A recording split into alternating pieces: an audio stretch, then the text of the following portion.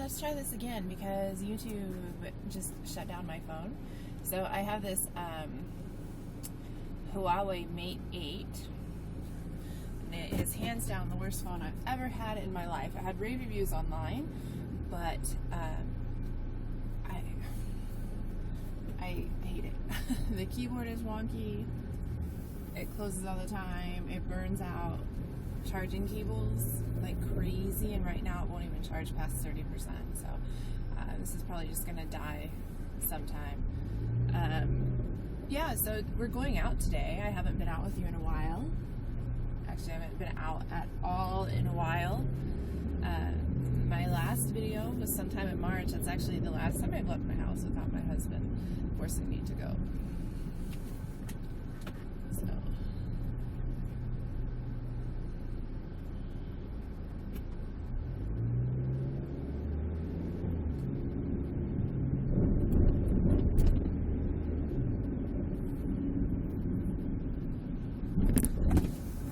It is hot as hell right now, guys. So it is 9 o'clock in the morning and it's about 95 degrees. So really the only reason I'm going out today is because it's early.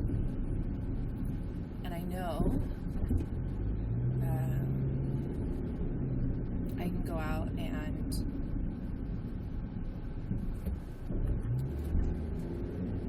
not sweat my ass off by the time I get there. So even in the car with the air conditioner on, the other day we went, I don't know, 4 kilometers from a cafe to a home, and sorry, I gotta cross the road, I can't talk. By the time we got home,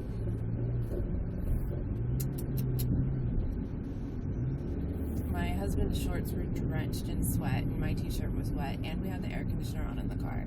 It's just that hot. And this year is calm compared to last year.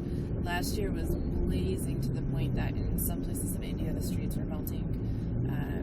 A lot of, high deaths. Of course, in the tropics, when you have the heat like this in our summertime, you have a lot of weather-related deaths. But last year was just unprecedented, and it was pretty miserable. So this year, considering we've only topped 112 degrees, I would say it's a pretty good summer.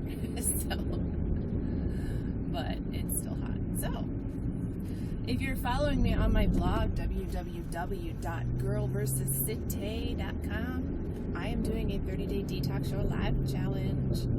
And it's so fun because you get to spend the first 7 days just looking at all the dark, dusty crevices of your mind and finding bad behavioral patterns. And by that I mean times that you tell yourself you can't do something, you shouldn't do something, that you're not good enough to do something, or just that you project negative words onto someone, something, or some event. This is the joy of pulling out here. We're just going to squeezy.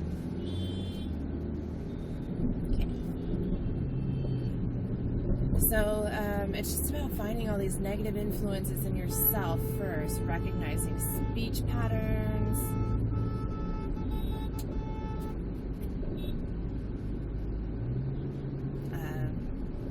words that you use frequently to talk yourself out of doing something, changing those, and then recognizing if they come from a certain place or if they're always around a certain person, how different people impact you. So that's all kind of like the first week, and then it's about learning how to reflect and refresh, because sometimes we have negative influences that we can't do anything about. And then sometimes there are negative influences that we can absolutely work on and remove from our life and change. So we talk a lot about how to refresh and reset.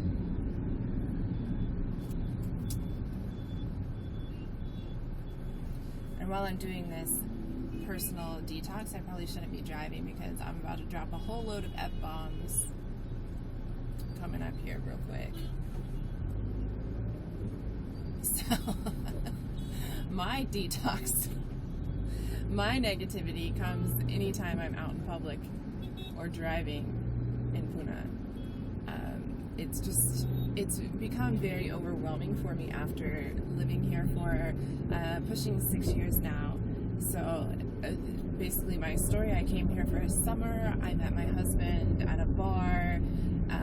He's Egyptian, but he works here. So I moved to Uganda, and then we spent that year just like flying all over the world, meeting each other in random countries, and we fell in love, and I proposed to him over Skype.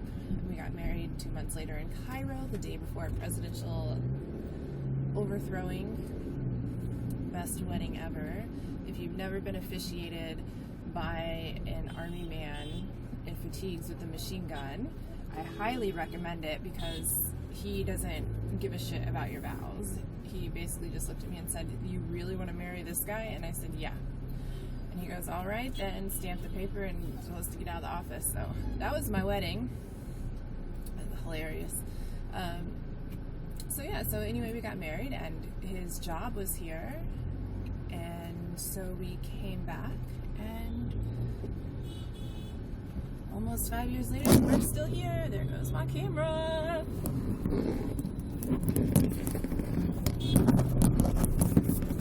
Let's play with this. Okay.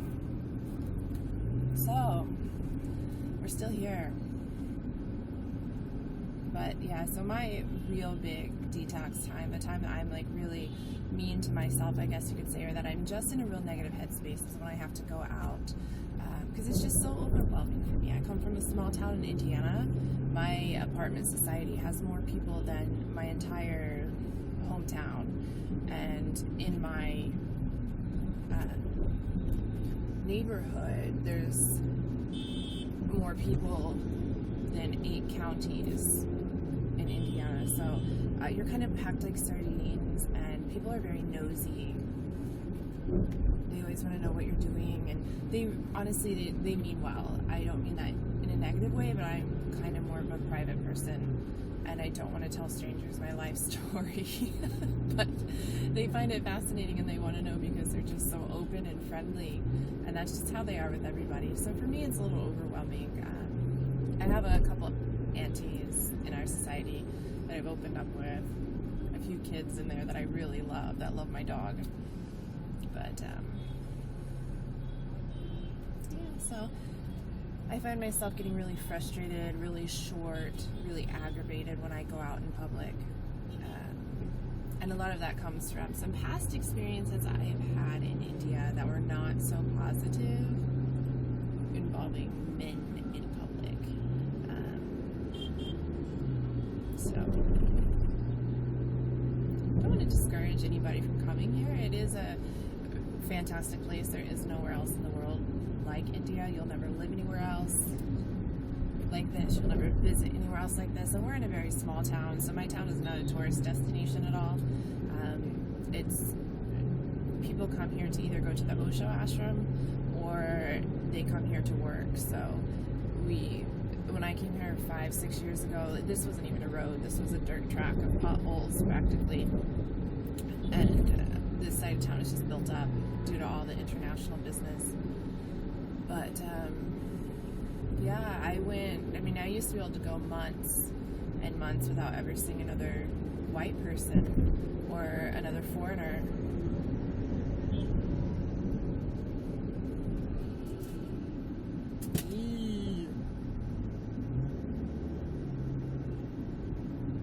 Do you love our lanes? How we have such strong lane discipline?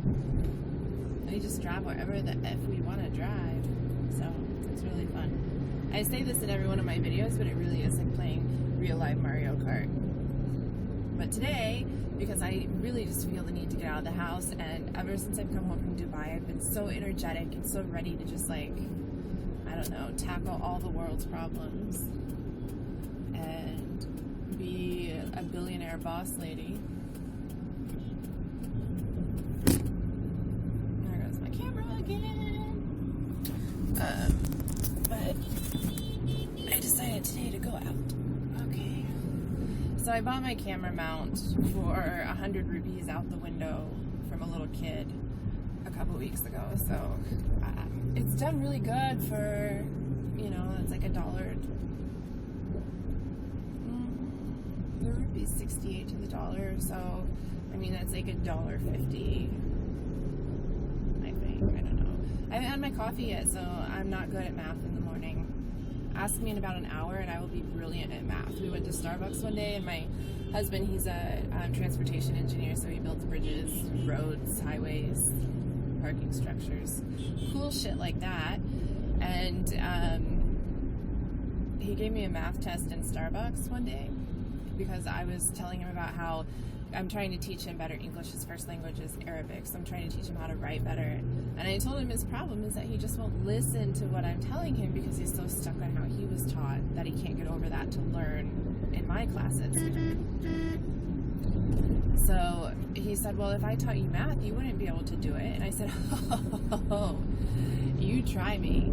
My undergrad, I was first in fashion design, and then from fashion design I moved into communication. So of course, he's probably thinking, this dumb American broad really can't add 2 and 2 together. But in fashion design, you're working with fractions and millimeters and, you know, dividing and adding this and subtracting from here to add it into here, and angles and circumference and radians and making something like flat over a round body. So I specialized in pattern making. I worked as a pattern maker for a while, and it's really like creating a blueprint because you're trying to put something flat and smooth onto a rounded surface. It's fascinating. So anyway, I really do enjoy math. And when I moved into communication, fashion design, I actually had to take chaos theory math, and then when I moved into communications, see, here's the problem with myself. I'm too clever for my own good sometimes. So I thought that if I really aced this placement test, that I wouldn't have to take any math, that I would just test out of it.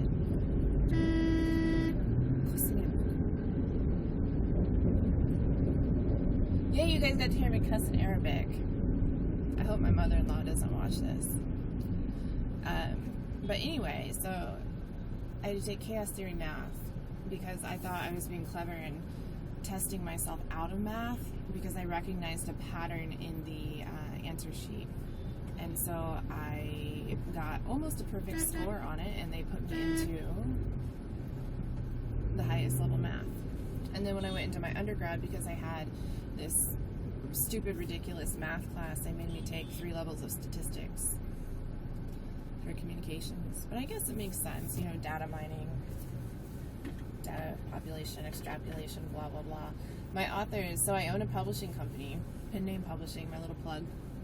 My authors hate it because I'm always like, numbers, guys, numbers, and you can do this, and if you do this, and if you want this, you have to do it this way by getting this many, you know. So like somebody says to me, oh, I want 50 book reviews. I'm like, okay, you need to get about, you know, a list of 1,500 bloggers. From those 1,500 bloggers, you're probably going to get 500 who are interested. From those 500, Johnny, you know, for a small beginning author, you might get 45 to 60 reviews. So I drive them crazy with numbers all the time. I'm always telling them, check your analytics, check your stats. How are your tweets performing? That's the favorite one that they hate from me. How are your tweets performing, guys? What are your tweet analytics?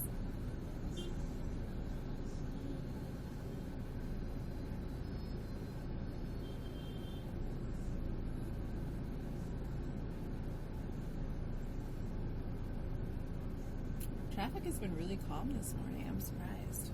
It is only like 9:15 in the morning, so our rush hour really is like 10:30 to 12. Everything works late here. So everything works around the clock here, actually, but for the most part, this is still really early.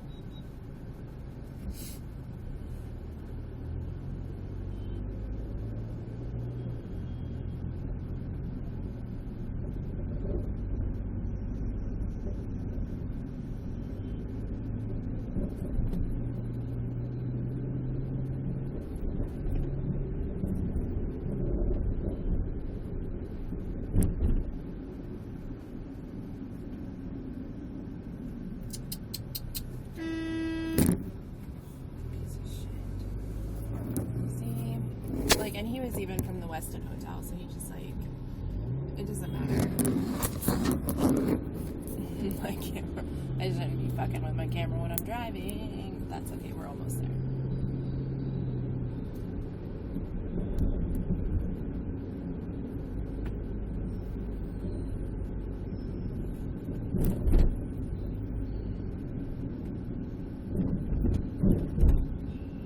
So one of my videos, you got to see me cross the street, but now you can see how these people are actually doing it. So, like, when traffic is coming, because, like, we have traffic lights, but it doesn't mean we use them. You just inch until you stop traffic. And that's what I'm going to do to avoid people from turning in front of me, is I'm just going to keep inching, so that way they cannot go in front of me. Blow it out your ass.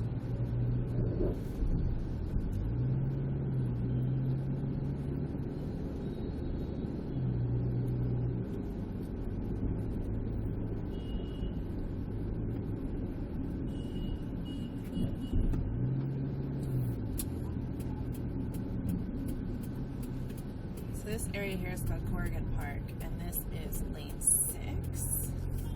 You guys have a great view of my dashboard right now. Sorry about that. Well, now you're on my floorboard and I can't reach you to turn you off.